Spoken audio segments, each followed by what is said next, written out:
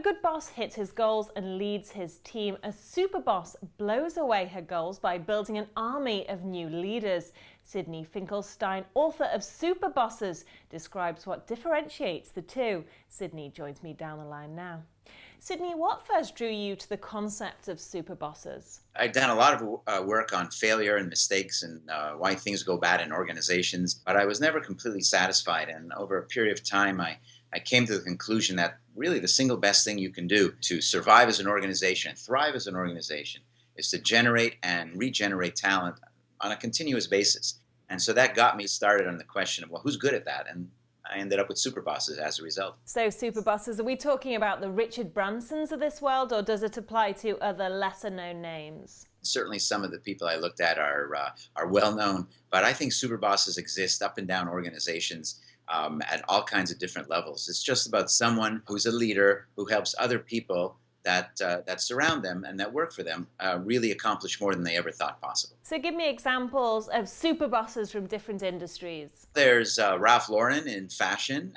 You look at the number of people that have worked for Ralph over the years, and they've become big stars in their own right, from Vera Wang to Joseph Abboud to John Idle, who's the CEO of Michael Kors. Larry Ellison from Oracle, who's known to be a very tough CEO, to be sure, but many of his proteges have gone on to become mega leaders in the entire information technology industry. What would you say defines a superboss? I'm thinking character traits here. They do share certain things in common. They are fearless. They are willing to go against the grain. They all have a vision, a very clear vision about what they believe in, and they're not all that interested in going off of that vision. They're flexible and open-minded when it comes to thinking about how to realize that vision. The other characteristic is they're really competitive. They love to win, and that plays itself out in pretty much every aspect of their lives and their business lives. Now, you say that they all focus on also identifying promising newcomers, inspiring their best work and launching them into highly successful careers. So is it also about finding and developing talent, and how's the best way to approach this? The Superbosses do a bunch of things in common, again, despite how different they really are in terms of the industries they come from and the kind of jobs that they do. And the first thing that they do is around talent. They identify really interesting, genuinely unusual talent. They look for intelligence, and not just raw IQ, but intelligence in all sorts of different ways.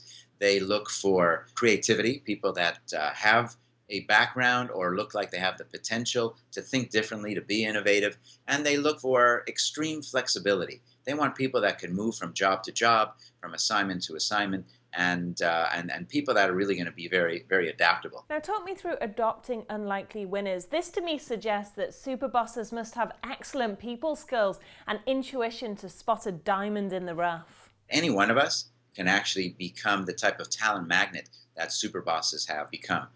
These are completely teachable, learnable skills.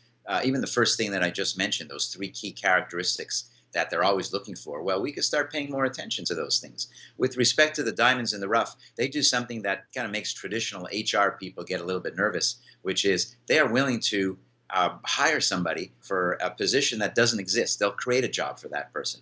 They're not going to just follow kind of a traditional HR model, which is come up with a job description, go hunt for the right person, check all the boxes and find the right person. And that gives them that opportunity to look for diamonds in the rough, because they're really talent spotters. They're always on the lookout wherever they go for people that might have that something special. So how to become a superboss? How do you do it? It's about finding the right talent. It's about motivating people. It's about inspiring them to believe that they can do it. It's about that apprenticeship idea of working closely together with your staff so that they get the benefit of your knowledge, but you're also delegating.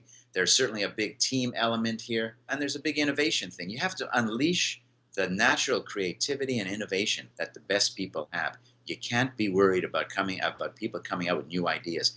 All of those things make a big impact on helping other people get better and on becoming that superboss that I think most of us would like to be.